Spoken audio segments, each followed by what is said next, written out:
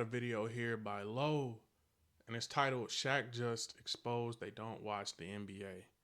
Which, before this get going, I just want to say I'm not really going to watch Inside NBA for the X and O breakdown and super in depth analysis. I like to get my information from independent sources because I feel like it's a little bit more fair, and I can pick and choose who I get the information from. And if it's like super biased, I I tend to not watch that. I try and find somewhere where it's fair to both sides, so I can get an informed opinion. So Shaq, for example, we know Shaq, bro. He got 100,000 businesses, and he everywhere. He in all these commercials. He doing everything. So I don't know how much actual time he got to watch NBA games. So I'm gonna just say that before we get started here.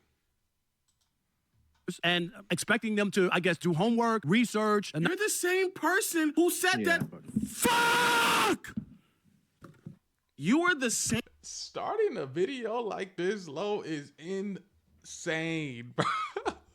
I know this on stream. I'm peeping this on stream now, but come on, bro.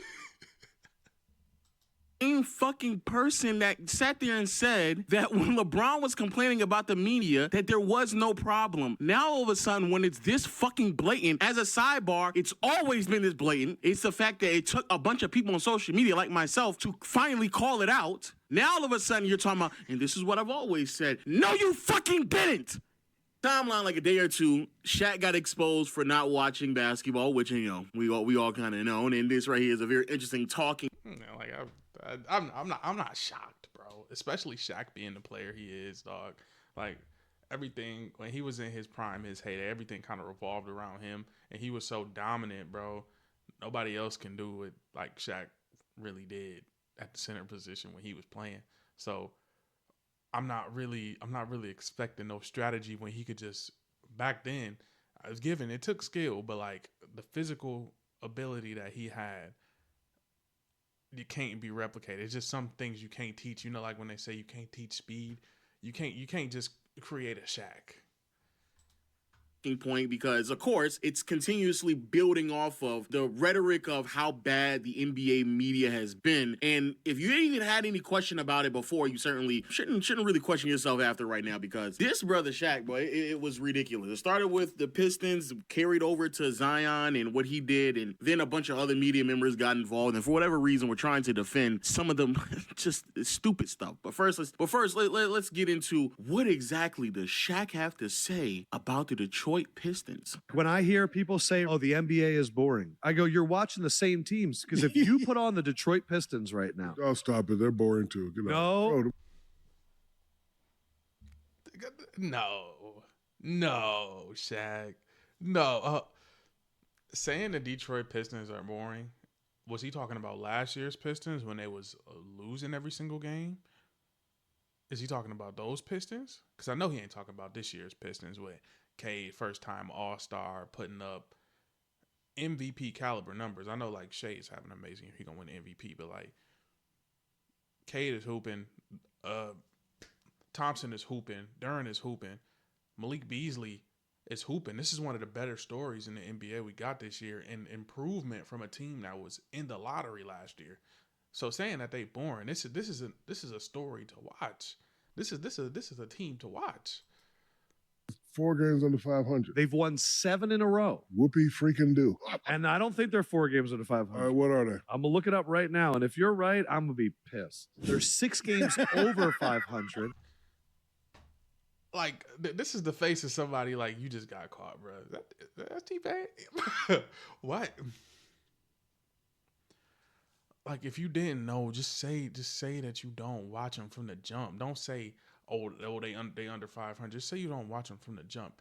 Even if they was on the like an 8th seed, let's say, that is a 180-degree turn from where they was last year. Like, they were abysmal last year, like terrible, hard watch.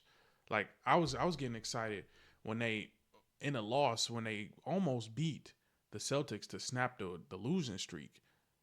And now that was entertaining. But Like that's what I was rooting for. What I'm trying to get the point across is that's what I was rooting for. They almost won. Now they winning. So, and maybe my bias is showing because I am from Michigan and the Pistons got a special place in my heart. But come on, dog. They've won 7 in a row. Cade Cunningham is balling. You want to brag about a team that's 32 and 26? Oh, you see how he moved the goalposts? Yeah, stop it. They were 10 games better than he thought. That's not success. They need to be 7. Over 500 is success, but that's a winning season. That would be deemed as quite literal success. So Shaq, stop it, and shout out to the co-host for calling Shaq on his BS and his clear trying to gaslight everybody into thinking that, oh, you got to be at a certain number to be on a certain type of level. Like, no, shout out to him for keeping it honest and calling him out, bro, because that's complete and utter BS from Shaq. 70-4. 40-20. We talked about it. So we can only talk about 3 teams? Bro, Detroit Pistons ain't winning enough championships. Stop it. Well, no, but you want to know what the odds are if they did? Amazing ad read right there. Oh my goodness. Round of applause. Amazing ad read. Yeah, you can clearly see Shaq, for whatever reason, is just shitting on a team that's up and coming, has a really great story, turned it around from one of the worst seasons in NBA history last year to a legit playoff unit this season and have been one of the better teams in the NBA over the last month and a half, maybe even 2. But instead of actually giving them praise, which is something that I do believe the Pistons are more than deserving of, especially if the bar in which we're talking about praise is simply how entertaining a team can be. Shout out to the host there trying to debunk this narrative that the NBA is so boring and it's simply because you watch the same teams over and over again. And then Shaq effectively turns around and openly admits, well, I'm only watching teams that are 40 and 20. Like, nigga, really? Really? Really? You don't even know what the record is for him to even have these type of assessments of this team. First, it was, they're 4 games under 500. I don't even know. I think the Pistons have been above 500 for most of the last, matter of fact, let me see real quick. So they were definitely below 4 games below 500 in the beginning part of the season. But let me see. This is November. So the last time they were 4 games below 500 or noticeably below 500 was in the beginning part of December. By the time we get to the end of December, basically they haven't been 4 games below 500 since December. January, February, we're now midway through March, and they went from a team that was 14 and 18, and right now they are 37 and 29. So I don't know when Shaq recorded this, bro. Hopefully, Lo say something, but for you to had it's your job to technically commentate and cover on the NBA. I'm not saying you straight up supposed to be some basketball savant and have all these numbers handy, but at least be up to date from, because we in March. That's this is months of you not checking up on this team. Months, not a couple weeks, not a couple days. Terrell's just checked a couple weeks ago because you said you're not paying attention to him. So why have this opinion before you even get up on there and say you could have just said I ain't checked up on the Pistons in a couple months. Because that make you look crazy, but it make you look even crazier when we catch you in the lie. In the cap. Stop the cap, Shaq. Instead of you sitting here talking about how good the Pistons have been over the past 2.5 months, instead of you trying to enjoy with who they are as a team, you effectively sit there and say, well, they're not 40 and 20, or they haven't hit the 40-20 rule. So now all of a sudden, we don't need to talk about them because they are boring. Which effectively, and this is the reason why that whole Charles Barkley statement that he made in the last video upload on this channel is null and void. It doesn't make any sense. Because you are also a part of this group of media members who only talk about the same 2 or 3 teams. You literally share a desk with someone who is openly admitting that he's not going to talk about a team with a losing record or who he believes has a losing record, even if they don't have one. Crazy. So yes, LeBron was right. He was 100% correct. You have media members out here who actively are just shitting on teams for no reason. And when you get the opportunity for no reason, and then I don't know which exact video he's talking about, but I did previously watch the Stephen A. Smith LeBron exchange, and part of that was y'all are covering Bronny James so tough when it's other stories that could be talked about, like Reed Shepherd, for example, who is kind of having something similar go on, and I'm not gonna go super in depth to that. Had to go to the G League, came back, had a really good game, and is developing and look like he getting his confidence back. Or talking about the Pistons, who went from quite literally losing every single game, almost, to being a potential playoff team, but you don't want to talk about that. And then you called out Stephen A. Smith for saying, oh, those guys over there are doing this and we're doing that. But y'all quite literally almost doing the same thing when y'all ignoring teams and talking about something else and only talking about the top teams. When people got to fight to get the Thunder on nationally televised games and they have an MVP candidate. Like, come on, bro. Come on, bro. The hypocrisy, the BS, oh, we better than you and y'all not. Like, cut it out. To talk about other teams. They do nothing more but lie on them, talk about how they're boring, and they have no idea what the hell is going on. And if you don't believe me that he don't know what the hell is going on the TNT show, they actually had a whole segment talking about the Pistons, of which Shaq had to finagle his way into this conversation and act as if like he knew what the fuck he was talking about. I will be interested. You said something very interesting about Cade Cunningham. Great player now at this stage. He plays at his own pace. Anybody that can consistently play at their own pace and put up numbers, it's a great player. I like the way he's playing. I like what Chauncey is doing. Those guys play hard. My favorite player. Did he just say Chauncey? Like, I know he ain't talking about Chauncey Billups, because Bickerstaff is the coach. You love what Chauncey is doing? Is Chauncey on the staff? Hold on. Maybe Lo gonna tell us. I ain't gonna look it up. Player on that team is Isaiah Stewart. Big body, hard guy, like to knock people out, push people around. No, I can't let this go. Like who's doing it? You said Chauncey? Chauncey's the coach, right? Okay. Portland. No. Chauncey, he coaches Portland. I can't let this go. JB Bickerstaff. Yeah, Bickerstaff. That's what I mean. Hey, you know, first of all, I don't watch Detroit. How about that, boo-boo? So why are you talking? He's pissing me off. He's pissing me off, bro. Because why are you getting on here with these opinions and these matter of facts when you're not watching? Like, look at everybody. Look at everybody. When you're quite literally not watching. Quite literally not watching, bro. Stop it. I don't watch him. So let that go. I messed up. That's crazy. Thinks that the most accurate response is, I don't even watch him. So who cares? I don't really watch him. We know you don't watch him. You see how easy it was for him to just bullshit his way through the first like 20, 30 seconds of this? If no one didn't correct him, or if he just said JB Bickerstaff instead of Chauncey Billups, then no one will really even know. But because he got called out because he doesn't know what the hell he's talking about, buzzwords in his resume or who he is as an athlete carried him through the entire conversation, even though he doesn't know what the fuck he's talking about and is openly telling you he doesn't watch the games. Hey, man, nothing wrong with the media, dog. There's nothing wrong with it. And in the process of doing so, was shitting on a team that he's now openly admitting he does not watch. Nothing wrong with the media, dog. Nothing. There's nothing wrong with the media. Oh my God, I can't believe you all believe that the media is the reason why the ratings are down. Yes, that's a part of it. The reason why the NBA is so dependent, or at least part of the reason why the NBA is so dependent on Curry, KD, LeBron, is because anytime we talk about anybody else, they're either ill-informed or they're just shitting on the product, if not both. So now you have to, I think his name is Matt Weiner, sit here, beg and plead this nigga to sit here and watch a team basically do his job. A mistake. Put a trail What you freaking do? I mean this sincerely. I think you would enjoy watching the Detroit Pistons. I don't really get They to watch play them. hard. No, Cade is phenomenal. Jalen Duren's Love your Cade, kind of big. Love Cade. I love Isaiah Stewart. Why do you have to do that? Why do you have to sit here and beg this man to watch, basically do his job? You're begging him to do his job? But it doesn't stop there. If that wasn't enough, of course, Shaq had to continue just shit on the product even more.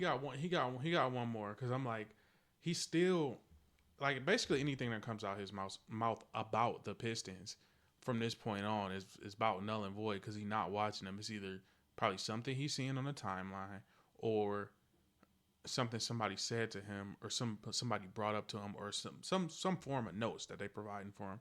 Because there's just no way you sitting up here having a form, like saying, oh, I like Isaiah Stewart and Cade Cunningham. Like, everybody knows Cade, yes. Isaiah Stewart, yes, he's been there for a couple years. He's a staple on the team. So, yes, you should know those guys.